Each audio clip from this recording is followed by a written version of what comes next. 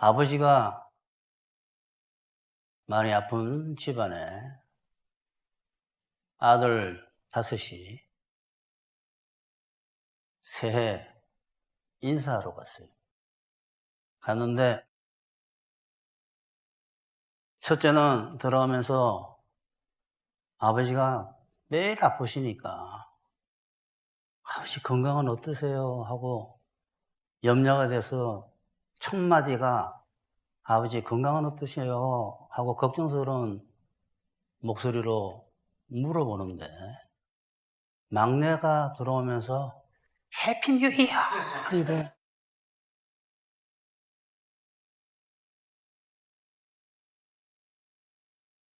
근데 그 아버지는 막내를 너무 이뻐하고 사랑하니까 봐주지. 어린아이처럼 막내처럼 사시면 안 됩니다. 왜 이 말씀을 드리냐 그러면 신앙이라는 것은 장성하게 자라가야 되는 거예요. 어른스러워져야 된다라고 성경책에 써져 있습니다. 성경의 장로라는 것은 어른이라는 뜻이에요.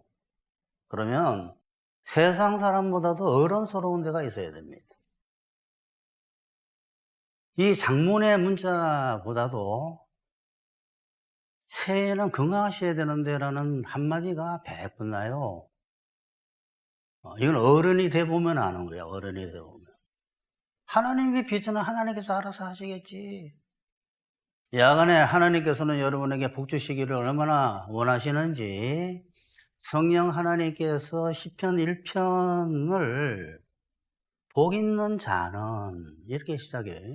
항상 복이 앞에 있습니다. 히브리어를 보게 되면. 그 다음에 헬라어를 보더라도 하나님께서 여러분에게 처음 예수님께서 오셔서 공식적으로 한 것이 산상수훈인데 그의 심정이 가난한 자는 복이 있도다. 이렇게 시작하잖아요. 복이 있나니 하는데 헬라어를 보게 되면 복자가 제일 앞에 있어요. 오늘 찬송가가 뭡니까? 만복의 그는 하나님. 시편 1편 찬송가 1장. 그 다음에 산상수훈의 첫 번째, 두 번째, 세 번째, 팔복이 나옵니다. 성경은 일부러 그렇게 해놓은 거예요. 그 아버지께서 그 자녀들에게 얼마나 복을 주시기를 기뻐하시고 좋아하시는지 마찬가지예요, 부모는. 그런데 왜 이렇게 오늘 주일인데, 신년인데 저는 몸이 아파가지고 이렇게 피곤하게 만드시나요? 하나님께서는 다 선을 이루십니다. 그런 말을 목회자들이 제일 자주 하시더라. 아니에요. 하나님은 선을 이루세요. 그거를 믿으셔야 돼요. 하나님께서 선을 이루시고 선하시니까, 사랑이시니까 선을 이루고 계시는데 우리가 거기에 대한 감각이 없는 거예요. 근데 위에서 목회자가 볼 때는 알아요. 선을 이루고 계시는구나 하고. 여러분은 그러니까 무조건 하나님께서 선을 이루신다라고 믿으려고 해야 돼요. 그래야 성령 하나님께서 기뻐하시고 여러분을 편안하게 이끌고 가십니다. 자, 오늘 본문 보게 되면, 본문 보기 전에 참 여러분 복 받았다라, 또 복으로 시작하네. 정말 복을 받았다라는 생각을 제가 이 설교를 준비하면서 내내 했어요. 내내. 정말 복 받아. 여기 오신 분들은 굉장히 복을 받았다라는 생각을 했어요. 왜 그럴까요? 하나님의 복은 복음이에요, 복음. 복음의 비밀을 아는 데가 별로 없습니다. 또 이런 이야기를 하게 되면 어떤 사람들은 그런 생각할 수 있어요. 아니, 다 많아요. 그런 생각하는 사람이 지금 방송, 텔레비전 설교를 본다거나 유튜브를 보는 사람들 중에는 많은 사람이 이 생각을 합니다. 왜 자기네 교회만 복이 있지? 아니, 자기네만 복음을 하나? 제가 참 생각하면서 야, 우리는 복 받았다. 내가 복 받았고 우리 교인들이 복을 받았네. 제가 뭐랬지? 내가 복을 받았네. 제가 깨우친 게 아니에요. 하나님께서 가르쳐 주신 거예요. 바요나 시모나 너가 복이 있도다. 그건 너한테 가르쳐 준 것은 사람이 아니라 혈육이 아니라 하나님 아버지다 그랬어요. 그러니까 제가 복이 있고 여러분이 복이 있는 거예요. 누가 아무리 얄미워 하더라도 사실은 사실입니다. 여러분이 아셔야 돼요. 그거를 알아야만이, 아니 그러면 뭐 다른 이야기할 것 없이 그냥 복음만 이야기하면 되지, 기독교 세계 이야기할 건 뭐 있어요? 역사의식이 있어야 됩니다. 기독교가 어떻게 되어 왔고, 지금 한국 기독교는 어떠면 미국 기독교의 큰 교회들이 다 없어지고 있구나 라는 역사의식이 있고, 자기가 어느 정도 알고 있고 남들이 어느 정도 알고 있다는 사실을 알아야지 선교 전략이 짜여져요. 그러니까 모르는 사람이 그런 이야기를 한다 이 말이에요. 우리를 알고 남을 알아야 돼요. 그래야지 전략이 나오고 선교 전략이 짜집니다. 아, 그래요, 안 그래요? 아니, 나는 아는데 저 사람 모르는 걸 알아야지, 그 사람한테 이야기를 하지. 저 사람이 누군지도 모르고 무슨 전도를 합니까? 자기의 정도도 모르고. 그렇잖아요? 기독교인이라면 반드시 깨우쳐야 할 갈라디아서 2장 20절이라고 말하기는 좀 뭐해요. 왜냐하면 갈라디아서 2장 20절로 뭐 꼭 깨우쳐야 되나 하면 그거 없으면 어떡할 뻔했어, 이런 생각도 할 수 있단 말이에요. 하지만 갈라디아서 2장 20절은 성령 하나님께서 바울을 통해 가지고 성경에 실어놓은 것이 축복입니다. 정말 뭔가 애매모호할 때 확실한 그림을 잡을 수 있는 말씀을 하나 넣어준 거예요. 이 갈라디아서 2장 20절은 사람이 믿음으로 사는 것이 뭔가를 정말 깨우치기 어려울 때 큰 힌트를 주는 구절이에요. 이 구절을 통해서 믿음으로 사는 것을 더 확실하게 알 수가 있고, 그래서 그거를 생활에 적용할 수가 있게 됩니다. 내가 그리스도와 함께 십자가에 못 박혔나니 그런 적이 저는 내가 사는 것이 아니요 오직 내 안에 그리스도께서 사시는 것이라. 이제 내가 육체 가운데 사는 것은 나를 사랑하사 나를 위하여 자기 자신을 버리신 하나님의 아들을 믿는 믿음 안에서 사는 것이라. 이 간단한 이 구절 하나가 정말 많은 사람들을 흔들어 놨는데, 흔들어 놓기만 하고 어떻게 가야 할지를 모르게 된 까닭이 끝까지 구하지 않아서 그래요. 이것이 믿음으로 사는 것을 아주 간략하게 계시한 정말 귀한 구절입니다. 이 구절은 이 말씀대로 살지 않으면, 믿음대로 살지 않으면 복을 받을 수 없다라는 이야기, 복음의 핵심 중에 핵심을 여기에 풀어놓은 거예요. 근데 문제는 믿음으로 사는 것을 아는 사람이 거의 없어요. 이제 올 첫 예배에는 가장 중요한 믿음으로 사는 것과 그것이 성경에서 말하는 안식을 지키라는 것이다라는 두 가지를 말씀을 드리겠습니다. 첫 번째, 믿음으로 사는 것이란 뭐냐? 믿음으로 사는 것을 말하는 갈라디아서 2장 20절은 주관자가 바뀐다라는 거예요. 주관자가. 주관이 뭡니까? 누구를 주관하고 있다 그러잖아요. 주관하고 계시다는 뜻, 주관하고 있다. 바울은 이제는 내가 사는 것이 아니고 오직 내 안에 그리스도께서 사시는 것이라. 이제 내가 사는 것은 하나님 아들을 믿는 믿음 안에서 산다라고 말하는데, 여기서 이제 나는 사는 것이 아니라 그리스도께서 사시는 것이라 이래 버리니까 주체라는 개념 자체가 이미 머릿속에 없으니까 어떤 생각을 하게 되냐 그러면, 아, 나는 없어지는구나. 신비주의로 빠져들어가가지고 자아는 죽었다라고 이야기하는 거예요. 자아 죽었다라는 것은 철학적으로 있을 수 없는 단어예요. 소멸하면 가능해요, 소멸하면. 불교식으로. 내가 없어진다라는 것이 아닙니다. 바로 뒤에 뭐라고 되어 있어요? 이제 내가 육체 가운데 사는 것은 이랬잖아요. 죽지 않았잖아요. 없어지지 않았어요, 바울은. 이제 내가 사는 것이 아니요 오직 내 안에 그리스도께서 산다고 하고 난 뒤에 이제 내가 사는 것은 이랬잖아요. 믿음 안에서 사는 거라고. 믿음으로 사는 거예요. 믿음으로. 우리는 내가 주체로 살아가지만, 이 말을 또 오해하실까봐 자꾸 이 말을 안 할 텐데, 내가 살기는 살아가는데 주관을 누가 하시냐 그러면 예수님이 나를 주관하시는 거예요. 그 이야기를 하고 싶은 거예요.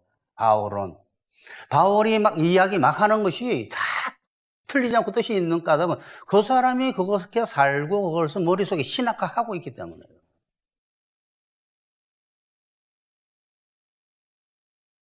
이제 내가 육체 가운데 사는 것은 하나님 아들을 믿는 믿음 안에서 사는 것이라, 이 말은 하나님을 아들을 믿음으로 산다 이 말이에요. 간단하게 말하면 믿음으로, 예수님을 믿음으로 산다라는 것은 뭐냐 그러면 예수님께서 나를 주관하신다라는 거예요.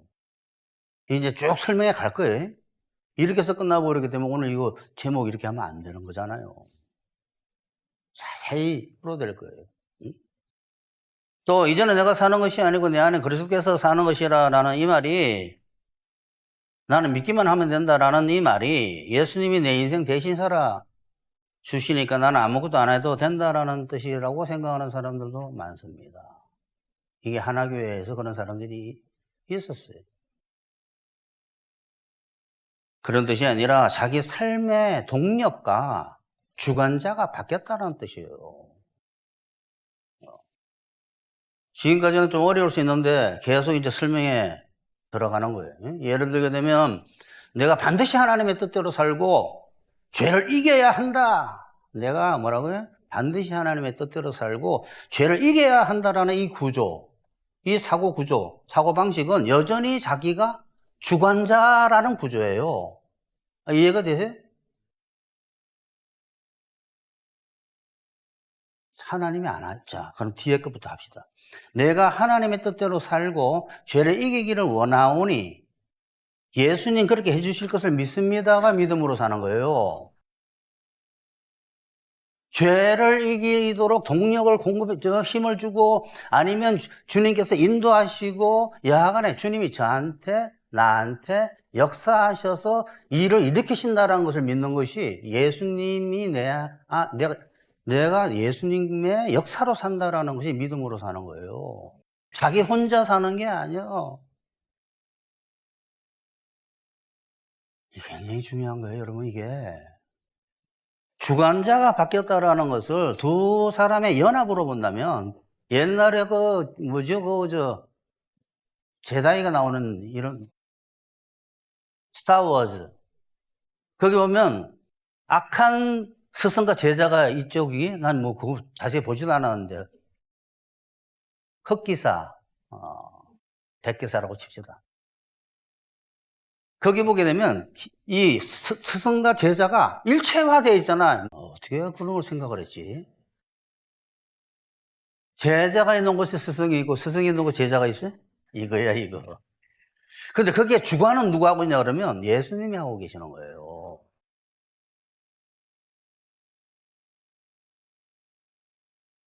그러니까 다시 한번 읽어볼게요. 내가 반드시 하나님의 뜻대로 살고 죄를 이겨야 한다라는 이 구조는 자기 혼자 있는 구조예요. 혼자 있는 구조.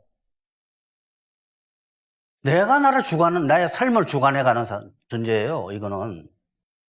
근데 내가 하나님의 뜻대로 살고 죄를 이기기를 원하오니, 이게 있어야 돼요. 그렇게 추구할 텐데, 그것이 가능하도록 해주세요 하고 믿고 사는 것이 믿음으로 사는 거예요. 누가 주관하고 있습니까? 예수님. 어떨 때는 이기게 하시기도 하고, 어떨 때 내버려 두시기도 하고. 자, 좀 더 자세히 이야기하게 되면 주관자가 바뀌었다는 것을 연합으로 한번 생각해 보세요. 두 사람, 예수님과 나의 연합. 두 사람 하지 말고. 내 뜻도 있어요. 그러니까 어떤 사람은 중국집 가가지고 예수님 짜장면 먹을까요? 짬뽕 먹을까요? 이게 웃을 일이 아닌데 여러분, 그런 교회에 있으면 그건 그렇게 됩니다.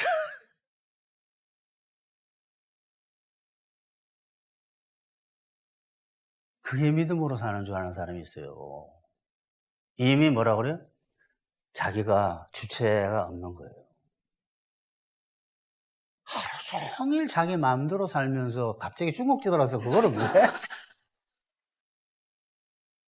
어떻게 우리가 하루 종일 예수님 어떻게 하면 어떻게 살아? 그러니까 무지한 거예요. 하려면 확실히 하든지 하루 종일 24시간 그럴까 말까요? 그럴까 말까? 올릴까 말까? 먹을까 말까? 웃을까 말까? 이러면 아는 거예요. 이러면 이렇게 이제 망가지기 시작하면 그런 사람들 많아요 지금.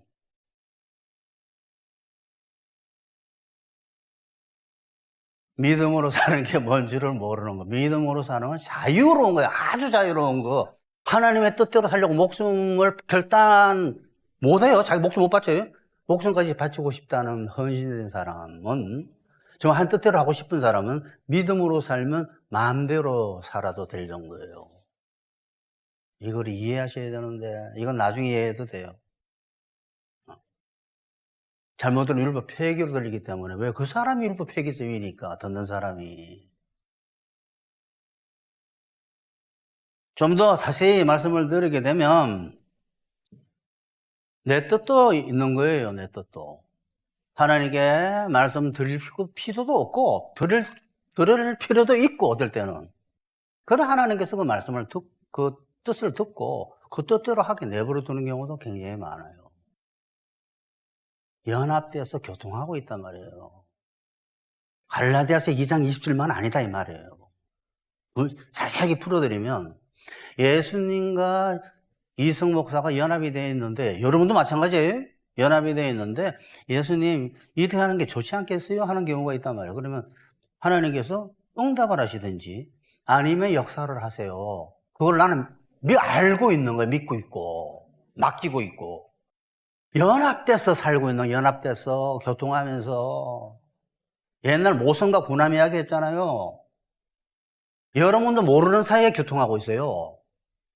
그러니까 베드로가 주는 그리스도시요 살아계신 하나님의 아들이시니다. 그러니까 자기가 한 줄 아는 거야? 자기도 모르고 교통하고 있고 받고 있는 거예요. 너가 그렇게 아는 것은 너가 아니라 아버지가 가르쳐 준 거다 했잖아요, 예수님이. 신비로운 거예요, 신앙생활은. 좀 더 자세히 말씀을 드리면, 오늘 이거 끝나고면 더 이상 물어보시면 안 돼. 자기가 주체로서 이미 받은 하나님의 뜻과 능력으로, 이거는 참 단순한 이야기인데, 받은 하나님의 뜻과 능력으로 살아야 되는 거예요. 그러다 뜻을 모르고 능력을 모르면 하나님의 뜻을 가르쳐 달라고 하고 능력 달라고 하면서 맡기고 살면 하나님께서 그에게 뜻을 주시든지 능력을 주시든지 야간에 인도하시고 역사하실 것을 믿음으로 사는 게 믿음으로 사는 거예요. 그러니까 하나님과 더불어 사는 거예요. 하나님으로 말미암아 사는 거예요. 하나님께 믿고 맡기고 사는 거예요. 이미 받은 하나님의 지혜와 능력은 열매로 있기 때문에 그 사람은 그렇게 살아가게 돼 있어요. 모르는 건 물어보게 돼 있고, 왜? 그거는 갈망하고 있으니 한 뜻대로 사는 거를 물어보게 돼 있고, 능력 없으면 능력 갈망하게 돼 있고, 그게 먹는 거에 만찬, 성찬이라고 그래요, 성찬.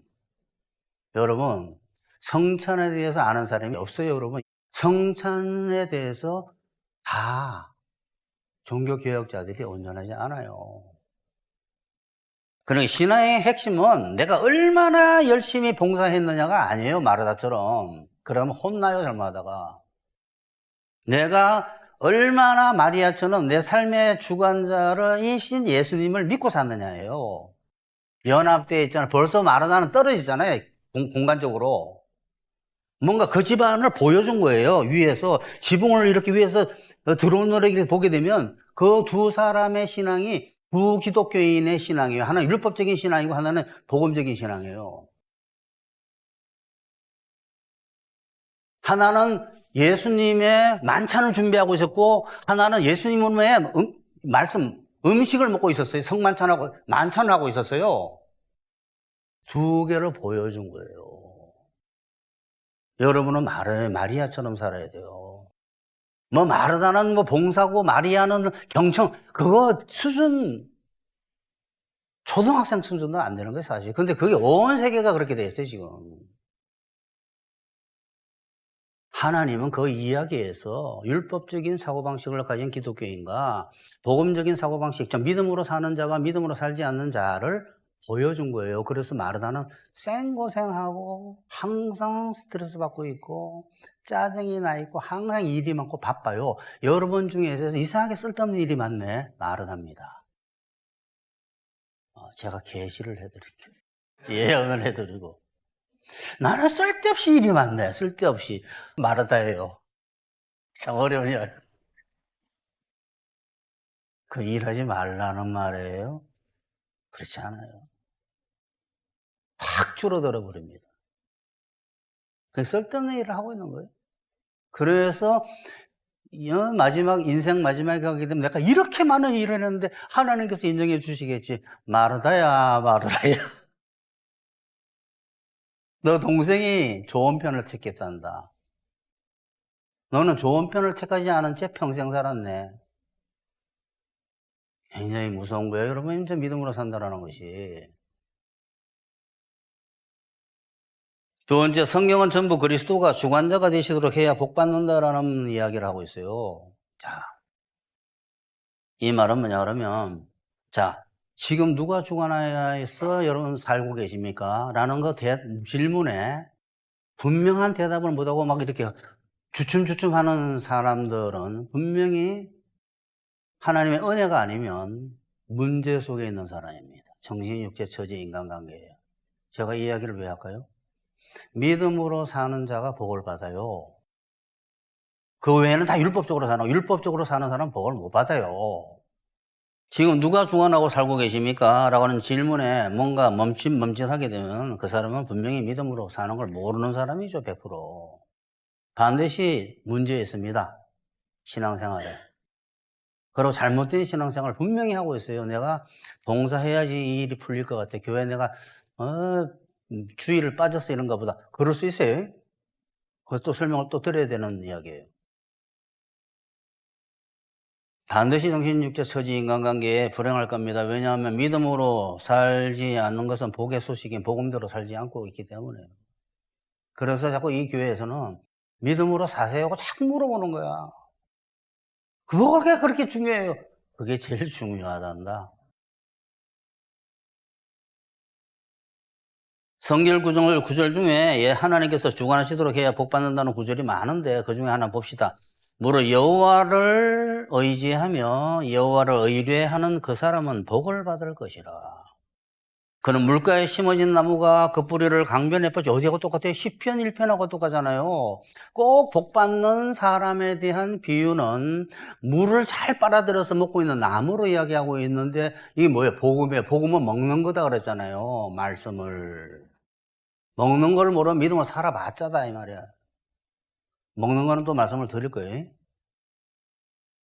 그 뿌리를 강변에 뻗치고 더위가 올지라도 두려워하지 아니하며 그 잎이 청청하며 가무는 해에도 걱정이 없고 무슨 문제가 생겨도 그 사람은 문제없다 이 소리예요. 되게 비유법으로 쓴 거예요. 결실이 거치지 아니함 같으리라. 즉 성령의 열매가 주렁주렁 맺히고 있을 거다 이 말이에요. 그러니까 안 봐도 비디오라고 그러잖아요. 절대 저 사람은 쟤 못 이기고 있다. 저기는 절대 성령의 열매가 안 맺히고 있다는 것은 안 봐도 알아요. 너가 최선을 다해서 계명을 지키고 하나님께 그 다음에 도와달라고 기도하는 거야 라는 절대 거기에 열매 안 맺히는 포도원입니다. 근데 뭐래? 거기 채널 구입하고 이성 목사 채널 구입하고 양쪽을 다 듣고 있는 거예요. 차이점이 뭔지를 모르는 거예요. 참 심각합니다. 심각해. 자, 또 너는 마음을 다하여 여호와를 신뢰하고 내 명철을 의지하지 말라. 다 이런 이야기예요, 성경책은. 그러니까 오늘 이 두 번째 이야기는 다 성경은 그 이야기를 하고 있다라는 거예요. 너 머리를 의지하지 말라. 범사의 모든 일에 그를 인정해라. 그거를 의지하라 이 소리예요. 그리하면 내 길을 지도하시리라. 너 잘 살고 편안한 길로, 평강의 길로, 행복의 길로, 살만한 길로 가고 싶어? 이렇게 살아야 돼 이 말이에요. 다 이야기야, 다 이야기. 성경책은. 이 이야기를 오늘 이해 못하는 사람은 목사님 말씀 잘 들었습니다. 나가서 열심히 혼자 잘 살아봐야 되겠다 하고 또 가는 거예요. 더 귀에 마이동풍이라 그러잖아요. 여기 이 말은, 잠언서 이 말은 마음을 다하여 하나님을 신뢰하고 자기 머리에 의지하지 말고 모든 일에 하나님의 신뢰해야만이 어떻게 하나님 인정이 뭐예요? 전능하신 분으로 인정해드리는 거잖아요. 나를 도우시는 분, 나의 아버지. 인정해야 살 길이 보인다라는 뜻이에요. 이렇게 하나님의 주관하심을 믿고 구하고 믿어야만이 하나님께서 하나님의 뜻대로 행하도록 역사하십니다. 그러니까 그 다음에 빌립보서 같은 게 이해가 되는 거예요. 어떻게 믿음으로 사는 사람은 이거 딱 읽으면 그럼 아는 거예요. 하나님의 역사에 이렇게 되는 거예요. 너희 안에서 행하시는 이는 하나님이시니 자기의 기쁘신 뜻을 위하여 너희에게 소원을 두고 행하게 하시는, 이게 도대체 무슨 이야기야 이렇게 생각하면 안 된다는 거예요. 이제 안다라는 거예요. 하나님의 뜻대로 살려는 사람이요, 하나님의 뜻대로 살려고 하지 않는 사람에게 해당이 되겠어요? 믿음으로 산다라는 것은 첫 번째가 뭐예요? 하나님 뜻대로 살고자 하는 헌신이, 결단이 있어야 돼요. 회개가. 내가 주관하게 되면 내 인생, 내 생각, 내 능력으로 살게 되고, 자기 믿는 거예요, 그게. 자기가 하나님인 줄 아는 거예요. 자기가 우상이에요, 그게.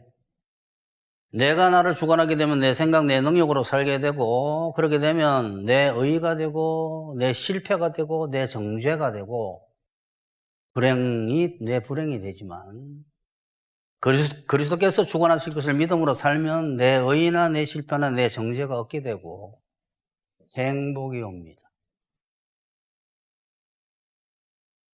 결국 성경 전체는 내가 주관자로서 내 뜻과 내 능력으로 살고 내 인생 끌고 가는 방식에서, 주관자가 뭐예요? 자기가 끌고 가는 거예요. 자기를 주관해가지고 자기 인생. 그 방식의 삶의 방식에서 예수님께서 나의 주관자로서 뜻과 능력 주시고 뜻과 능력대로 살게 하시고 인도하시고 책임지시는 방식으로 바꿔야지 복 받는다 이 말이에요. 얼마나 좋아요. 이거 제시라는 사람이 누굴까요? 그거 나태하고 건전하지 못한 거예요 라고 하는 사람이 옛날 이석이에요. 이석. 딴 사람이 아니라. 아직 혼나지 않았다, 그 사람은.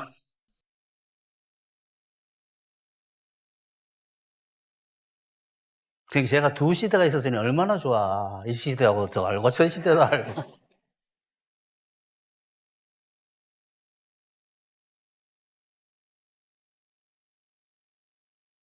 결국 성경 전체는 너가 나를 믿음으로 살면 너가 행복하게 될 것이다. 그게 내 멍에를 매라는 소리다 라는 뜻이. 그런 복을 받는데, 그럼 왜 믿음으로 살면 복을 받을까요? 요거 한마디만 하고 그냥 지나갈 거예요. 이거는 뭐 굉장히 중요한 이야기지만 한마디만 들으면 알 수 있어요. 성경은 우리의 뭔가 하는 것을, 노력을, 애씀을 인간 스스로 한 것을 인정 안 해줍니다. 믿음만 있는 의로 여겨요. 믿음으로 사니까 그 삶을 의로 여기죠. 이거를 아는 사람이 또 없어요. 믿음을 의로 여기서 거듭났다만 알지, 거듭나고 사는 것도 믿음으로 살아야지 의롭다고 여기 받는 걸 아는 사람이 없어요. 그냥 이게 설교가 계속 나오고 있는 거예요, 지금. 그냥 아이 낳은 거로 다 끝났어요, 기독교 세계가. 거듭났네, 의인 됐네로, 칭의로.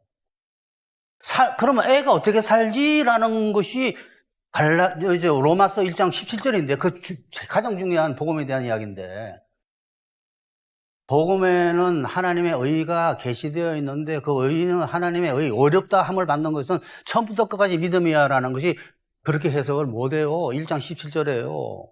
그래서 그 뒤에 뭐라고 돼 있어요? 그래서 옛날에 성경 구약에 뭐라고 돼 있니? 의인은 믿음으로 말미암아 살리라 하지 않았느냐. 그거 오늘 이야기하고 있는 거예요. 믿음으로 사는 걸 의로 여겨요. 그러니까 복을 받지.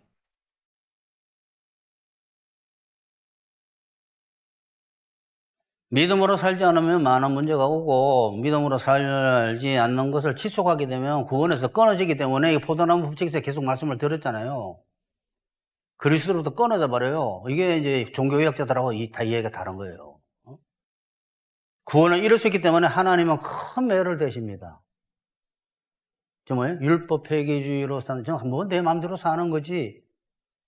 무슨 예수님을 믿어 내 힘으로 사는 거고 그게 건전하지 못한 거지. 이러면 큰 매 맞는다. 두 번째, 믿음으로 사는 것이 안식을 지키는 것이다. 바르트도 그랬는데, 칼뱅도 그랬는데, 루터도 그 말 했는데 나는 책까지 찾아가지고 갖다 줘요. 읽어보면 다 틀려요. 달라요. 믿음으로 살라는 말씀인 예수님의 내게로 와라 내가 너를 쉬게 하라 이 말이 믿음으로 살라는 말이에요. 수고하고 무거운 짐진 자들아 다 내게로 와라 내가 너희를 쉬게 하리라 이 말이 믿음으로 살아라 이 말이에요. 안식일을 지켜라 이 말이에요. 옛날 구약적으로 말하면 구약의 안식일을 지켜야 복받는다라는 말씀과 같은 말씀이에요. 그러니까 유튜브에 안식일에 대한 그 설교를 여러분 들으셔야 돼요. 굉장히 중요한 설교예요. 하나님께서 모세를 돌판 줘서 내려보내기 전에 마지막으로 한 이야기가 뭘까요? 다 들으셨죠, 옛날에? 안식일에 대한 이야기였어요. 10개, 처음에 나 위에 다른 신을 섬기지 마라! 이 말을 안 했어요. 다 거기서 이야기하고 모든 걸 다 가르쳐주고 성막을 어떻게 짓고 다 마지막에 내려부를 때 신신당부한 말이 있어요. 신신당부. 안식일 지켜라. 그거 안 지키면 너네 죽는다. 왜 그 이야기를 왜 했을까 풀어줬잖아요. 그게 너 믿음으로 살아라는 뜻이에요. 그 설교를 들으셔야 돼. 그거 굉장히 중요한 설교예요. 응? 예수님께서 이렇게 말씀하십니다. 수고하고 무거운 짐진 자들아 다 내게로 오라 내가 너희를 쉬게 하리라 내 멍에는 씻고 내 짐은 가벼우느라 이는 이 말씀은 단순히 내가 쉬게 해줄게 라는 이야기가 아니에요. 너가 주관자로 살지 말라는 이야기예요. 멍에를 같이 맸잖아요. 내 멍에를 매라고. 내 멍에를 매면 맨 사람이 그 사람이 주관입니까? 내가 주관해요. 주관자가 바뀌는 걸 모르느냐 이걸 물어보는 거예요. 나하고 예수님 믿는다는 건 예수님과 연합하는 거예요. 연합하게 되면 이제 예수님이 주관자예요. 왜? 예수님의 멍에를 맸기 때문에. 이제 너 삶에 너가 책임지지 말고 그 자리에서 내려오라 이 말이에요. 너가 너 삶 책임지지 말고 내가 책임질게 얘야. 다른 말로 말하면 불행한 삶의 구조에서 벗어나라 이 말이에요. 왜? 그래야 살 수 있기 때문에. 예수님의 멍에가 왜 쉽고 예수님의 짐이 가볍다고 했을까요? 그분이 짐을 지시기 때문에요. 여기에 대해서 아주 애매모호하게 생각하는 사람들 굉장히 많아요. 예수님이 다 지시는 거예요. 짐을. 자, 이까지 가야만이 저 사람의 복음을 깨달았다가 되는 거예요. 어느 정도 같이 지는 거 아닌가? 선배소가 가면서 가르치니까 새끼 신참소도 배우고 하면서 그런 게 아니에요. 그런 수준이 아니에요. 예수님께서 지혜와 능력과 지정의를 공급해 주면서 자라게 하면서 못하는 건 하게 해주시고 나머지는 책임지시고 하는 게 멍에. 날마다 우리 짐을 지시는 주, 곧 우리의 구원이신 하나님을 찬송할지로다. 구원이라는 말이 뭔지 아니 얘들아? 하나님께서 말씀하시는 거예요. 구원이라는 것은 내가 날마다 너의 짐을 져주는 거야. 이 말. 날마다 우리 짐을 지시는 주. 가끔가다 우리 짐을 지시는 주 이랬어요? 곧 우리의 구원이신 하나님을 찬송하고 곧 우리의 구원이신 뭐라고요? 날마다 우리 짐을 지시는 주. 구원이신 우리 예수님, 구원자이심을 믿습니다. 근데 왜 너는 구원자를 믿는다 해놓고 왜 나한테 짐을 안 주니? 예? 짐이라니요? 너 구원이라 그랬잖아, 내가. 구원자라고. 예, 짐 달라고. 예? 모르는 거야. 너 짐을 여호와께 맡기라. 그가 너를 붙드시고 의인의 요동함을 영원히 허락하지 아니하시리로다. 자, 이런 말에 성령님께서 역사를 하게 되면 확 풀어지는 거예요. 비밀들이. 아, 너 짐을 여호와께 맡기라. 그가 너를 붙드시고 의인? 너 짐을 여호와께 맡기라. 의인이구나 너가. 이런 뜻이에요. 짐 안 맡기면 악이네. 성경의 의인과 악인을 믿음으로 사는 자가 의인이고 믿음으로 살지 않는 자가 악이네요. 짐 맡기는 자가 의인이고 짐 맡기지 않는 자가 악이네요. 악인은 복을 못 받아요. 시편에도 악인이 나오잖아요. 그 악인은 하나님께 맡기지 않는 자예요. 그거 보면 나무, 그거는 날아다니는 겨와 같다고 그랬잖아요. 의인은 어떻게 되어 있어요? 그가 인정하시리라는 의인은 물가에 심은 나무다 그랬잖아요.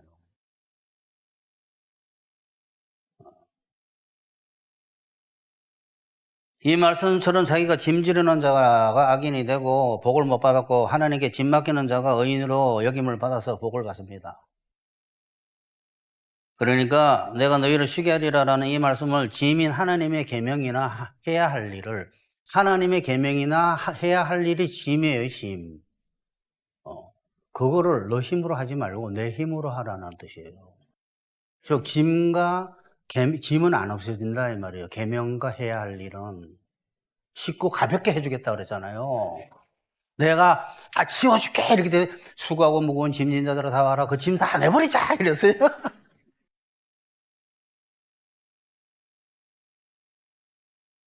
그러니 믿음으로 살면 문제가 사라지지 않아도 믿음은 안식인 평강과 희락 안속으로 들어가게 하면서 문제가 문제 아닌 게 돼버려요. 왜? 힘이 생겨버렸는데. 옛날에는 저 계단 올라가지도 못했는데 무릎이 아파가지고 무릎 고쳐주고 거기다가 힘을 줘버리니까 날라 올라가네. 계단이 문제가 아니네. 어떤 문제들은 다 없애주시면서 평강도 주시고 희락 주셔요.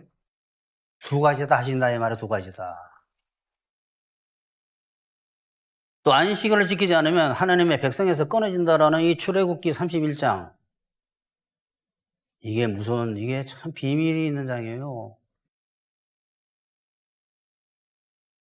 하나님의 백성에서 끊어진다라는 말은 그러니까 옛날에 옛날 그 개혁 신학자들 종교개혁한 중에 개혁신학자라는 언어를 쓰는 이유가 있어요. 그 사람들은 구원을 잃지 않는다라고 하는 사람들을 개혁신학자라고 그래요. 종교개혁신학자가 아니라. 그 사람들이 이런 걸 못 푸는 거예요. 구약에 있는 이야기는 복음이 아니라고 생각한다거나 구약에서는 새 언약을 새 언약을 이야기 안 하고 있다거나 영원한 언약, 새 언약을 이야기 안 하고 있다고 생각하기 때문에 또 영원한 언약이 복음을 이야기하고 있다는 그것을 모르기 때문에 못 보는 거예요. 너희는 안식일을 지킬지니 이는 너희에게 거룩한 날이 됨이니라. 그날을 더럽히는 자는 모두 죽여라. 그날에 일어나는 자는 그 백성 중에서 생명이 끊어진다. 이 말, 기독교인이 아니게 돼버린다. 엿새 동안 일할 것이나 일곱째 날은 큰 안식일이니 여호와께 거룩한 것이라. 안식일에 일어난 자는 반드시 죽여라. 이같이 이스라엘 자손이 안식일을 지켜서 그것으로 대대로 영원한 언약을 삼을 것이니. 자, 여기 비밀이 나온 거예요. 이게 굉장히 중요한 이야기예요. 성경책에 영원한 언약 나오면 다 복음을 이야기합니다. 안다 그래도 그 사람이 다르게 막 해서 어느 정도는 알아요. 다르게 막 해석해가요. 원복음이다 해석고 말이지. 이는 나와 이스라엘 자손 사이에 영원한 표징. 너가 내 자녀냐? 예. 너 안식일 안 지키는데? 너 자녀 아니야. 이 말이에요. 표징이다. 너 기독교인이야? 네. 믿음으로 안 사네? 너 기독교인이 아니려고 하는구나. 표징이란 말 아직 이해되시죠? 내 백성이라는 내 자녀의 표징은 너가 안식일을 지키는 것이야. 근데 그게 유대인들처럼 소요일날 안식일을 지키는 그걸 말하는 게 아니다 이 말이에요. 참 어려우니까 유대인들이 뭐 그러는 거야 이거를. 하나님이 그렇게 수준이 낮겠어요? 엘리베이터 누르면 안 된다고? 안식일에? 왜 엘리베이터 버튼은 안 누르면서 왜 안식일은 맨날 어기고 있니? 믿음을 안 살고. 라는 설교를 미국에 내보낼까지 생각 중이에요. 이 출애굽기에 안식일 지키는 사람이 하나님의 백성이라의 증거라는 것은 이 말씀은 믿음으로 사는 사람이 기독교인이라는 말이고 안식일을 어기면 죽이라는 이 말씀은 믿음으로 살지 않으면 영적으로 너네 죽는다예요. 거꾸로 돼 성경은 저 죽여라 돌로 쳐 죽여라 나와서 너 그러면 죽는다 해야해요. 새 언약에서는 언어가 달라져요. 그러므로 지금 자신에게 반드시 물어봐야 될 질문은 바로 그거예요. 주님이 지금 여러분의 삶의 주관자입니까? 아닌데요? 당신은 안식일 어기고 있구만. 그러면 징표가 사라지기 시작해요. 두 번째, 내가 주관하여 나 홀로 사는 구조인 율법주의는 안식을 어기는 것이다. 자기가 주관해서 자기 삶을 이끌어가는 삶. 그것이 모든 세상 사람이고 세상 종교고 유대교예요. 유대교는 내가 힘껏 계명을 지켜서 하나님께 의로서 인정받아야지 복받는다가 영생 얻고 복받는다예요. 부자 청년, 율법 교사. 내가 어떻게 하면 영생에 들어가 오리까? 율법책이 어떻게 돼 있니? 하나님 목숨 바쳐 사랑하고 이웃 내 자신처럼 사랑하라고 되어 있습니다. 그래? 그럼 그렇게 해. 그럼 너 그럼 살리라. 그게 예언약이에요. 그걸 듣고 온 기독교 세계가 봐라 2계명 지키라고 이야기하잖아. 이런. 그렇게도 살아. 율법 다 지키면 의롭다 인정받는데 그럼 그렇게 살아봐. 하게? 그게 하나님은 그렇게 몰고 가세요. 내가 책임지겠습니다. 그러면 그래 한번 해봐 하고 시작해요. 진짜예요 진짜? 우리 사모가 꿈을 꿨는데 이 산들어 들려 바다에 빠추라 하면 믿으면 그렇게 된다는 그 산을 내가 불도저 가지고 깎고 있더래.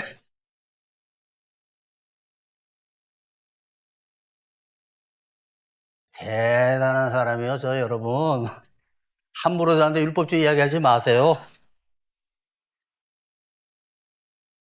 불도저를 밀고 있더래 그거를. 큰 산을. 믿음으로 산을 옮길 생각을 안 하고 불건전한 거야. 믿음으로 갑자기 산에 옮겨진다고 열심히 최선을 다해가지고 밀어붙여야지. 세상은 넓고 할 일은 많은데 뭐가 세상이 넓어?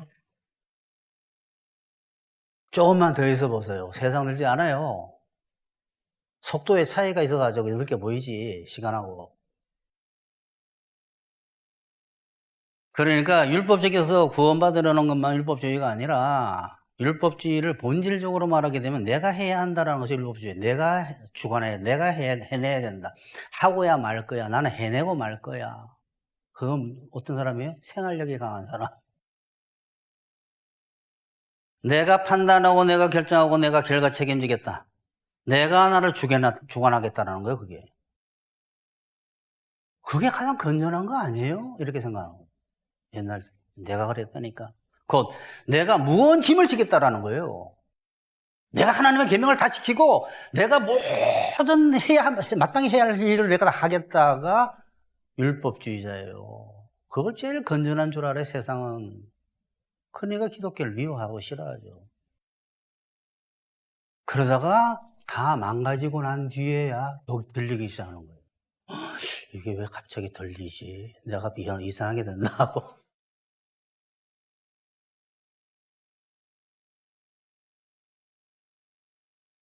구약식으로 말하면 내가 무거운 짐을 다 지겠다라는 이것이 구약식으로 말하면 안식일을 어기겠다라는 것과 같은 겁니다. 그렇잖아요. 안식일의 특징이 뭐예요? 무거운 짐을 지고 다니지 말아요. 예루살렘 성에 너희가 무거운 짐 하나라도 들고 들어오면 내가 성을 불살라 버리겠다 그러잖아요. 하나님 얼마나 화가 났는데. 안식이 믿음으로 사는 게 굉장히 중요해요, 여러분. 유대인들이 그러니까 이게 안식일을 어기는 신앙 구조가 뭐예요? 율법주의 아닙니까? 안식일을 어기는 신앙 구조. 예수님이 아닌 내가 사는 구조. 내 힘으로 해내는 구조가 세상 종교고 세상 사람이고 건전하다 그래 다. 유대교예요. 유대교가 맨날 안식일을 어기고 있는 거예요, 사실은. 근데 뭐를? 안식일을 지금 제일 많이 지키고 있잖아요. 이거 넌센스 아니에요, 정말 이거? 유대교가 안식을 이제 이해됐죠? 유대교가 안식을 어기는 종교예요. 자기 힘으로 하는 것이 안식을 어기는 거니까, 사는 것이. 근데 제일 안식일 지키는 게 유대교 아니에요? 지금 버튼 하나도 안 눌러요, 안식일 날. 엘리베이터. 그래서 자동으로 다 서게 돼 있어, 이렇게.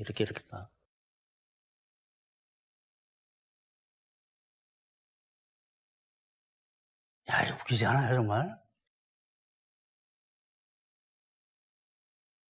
그런데도 많은 기독교인이 무지해가지고 율법적인 구조를 기독교 신앙인 줄 알고 최선을 다해서 하나님의 계명을 내가 지켜야 된다고 하면서 안식일을 어기는 말을 하고 있습니다.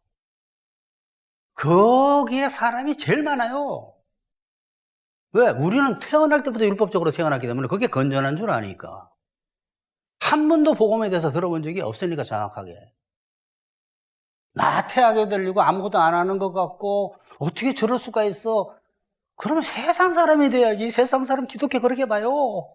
특히 불교가. 그래서 불교가 바꾸려고 그래, 기독교를 막 이야기할 때. 예수는 그렇게 이야기 안 했단다 하면서. 율법 교사 봐라. 2계명을 다 지킨다 하지 않았느냐. 부자 청년 봐봐. 그게 진짜 기독교야 하면서 바꾸고. 그러니까 이 안식일을 어기는 신앙인데도 자기네들이 안식일을 잘 지키는 줄 알고 있으니 참 넌센스다. 이 말. 율법주의 신앙인 자기가 주관자로서 살게 되니까 기도도 숙제가 되고 말씀도 압박이 되고 설교도 순종도 부담이 되고 저 안식이 없다. 안식이 없다. 하루 종일 쉼이 없는 거예요. 쉼이 있으면 불안해. 가만히 있지를 못해.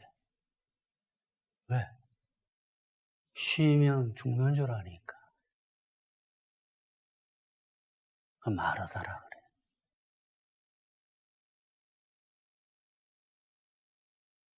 순종도 부담이 되고 그런데도 똥과 하라 그러면 부담이 돼. 기도 3시간 하세요. 뭐 그런 데 있어요. 5시간까지 합시다. 성경 몇 독 해야 됩니다. 다 부담이야. 다 부담이 되는 이유가 자기가 자기를 아는 거예요. 내가 혼자 해내야 된다는 사실을. 저 안에 있는 자기는 혼자 엎드러져 나자빠져 있는 거예요. 자기를 들여다보니까 겉으로는 막 한다고 이야기하는데 보니까 안에서는 나 못 살겠냐고 소리치고 있는. 그러다가 그 율법주의를 자꾸 듣게 되게 되면 정신이 이제 망하기 시작하는 거예요. 왜? 너무 피곤하거든. 해야 되겠거든. 그거 할 일이 너무 많거든. 그러면 이거 안 하면 내가 망할 것 같거든. 그럼 오늘 죽으면 어떡하려고. 그게 예수님 이야기예요. 너 영혼을 내가 오늘 거두면 어떡할 거냐 그랬잖아요. 할 일이 많고 세상은 넓고 아유 피곤하다. 저기도 그럼 얼마나 넓어? 그럼 거기도 가봐야 돼. 머릿속에 스트레스를 받고. 왜? 내 혼자 다 해야 되거든. 아, 돈 벌어야 되겠네 그러면. 이처럼 신앙의 짐이 되는 이유는 짐이 많아서가 아니라 하나님이 짐을 지시고 인도하신다는 사실을 복음을 몰라가지고 율법주의자가 되어서 문제들을 자기가 다 담당해야 되는 줄 알기 때문에 못 살죠. 사는 게 아닌 거예요. 그렇게 살다가 대단한 일 한 줄 알고 생을 마감할 때 하나님 앞에 가면 야, 너 뭐 하다 왔니? 이렇게 열심히 살았는데요. 그렇게 사는 게 아니야. 내가 사는 거라니까. 나와 더불어 사는 거야, 얘야.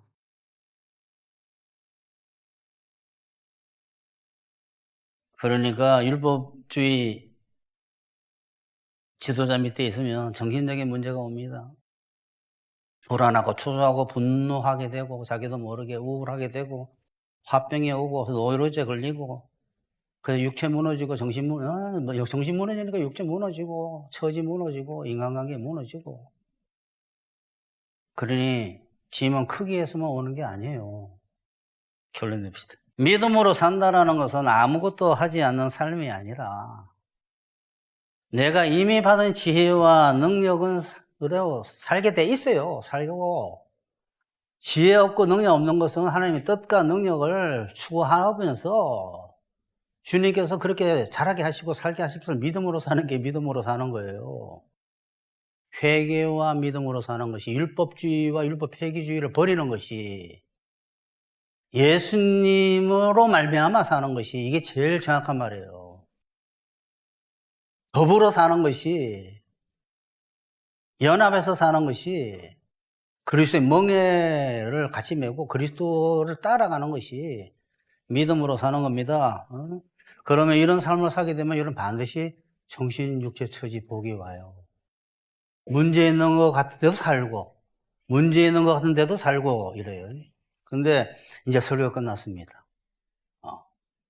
설교가 끝났는데 하나님께서 한마디를 더 씹어넣으라고 이야기하셔가지고 한마디만 더 하고 끝낼 텐데 굉장히 중요한 이야기예요. 새해 첫날에 인간적으로 듣기 좋게 말을 하는 것도 중요하지만 생사화복이 하나님의 말씀으로 하게 되면 믿음으로 산다라는 것은 하나님의 뜻과 능력으로 사는 거예요. 그렇게 살려고 하는 사람이에요. 예수님의 뜻과 능력으로 거기 예수님을 따라간다라는 거예요. 근데 예수님의 뜻대로 살고자 하는 사람이 믿음으로 사는 사람인데 믿음으로 산다고 하면서 2026년에는 내가 복을 받으리라 하고 기대를 하는 거예요. 믿음으로 산다고 생각하면서 다시 말합니다. 아멘 한 바람에 믿음으로 산다고 자기가 생각하면서 하나님 뜻대로는 안 살면서 믿음으로 산다고 생각하면서 하나님 뜻대로 살 생각은 하나도 없으면서 믿음으로 산다고 생각하면서 오늘 들었으니까 저렇게 사는 게 믿음으로 사는 거구나 하고 믿음으로 살면 2026년은 복을 받으리라고 믿고 믿음으로 산다. 연합해서 살면 되는구나 하고 맡겨야 되겠네 했는데 하나님 뜻대로 사는 거는 하나도 없는 사람은 2026년도에 복 받으세요라는 이 말이 의미가 없어요. 미리 말씀을 드리는 거예요. 내가 2026년도에는 하나님의 뜻대로 변하려고 내가 추구를 성찬을 하겠습니다. 주여 능력을 주시고 성령을 부어주세요 하는 것을 매일 아침에 일어나면서 기도부터 하면서 하지 않는 사람이 내가 2026년도에는 정신육체 서지 복받으리라 해가지고 믿음으로 살겠습니다 라는 사람, 믿음으로 사는 거를 잘못 배운 사람이에요.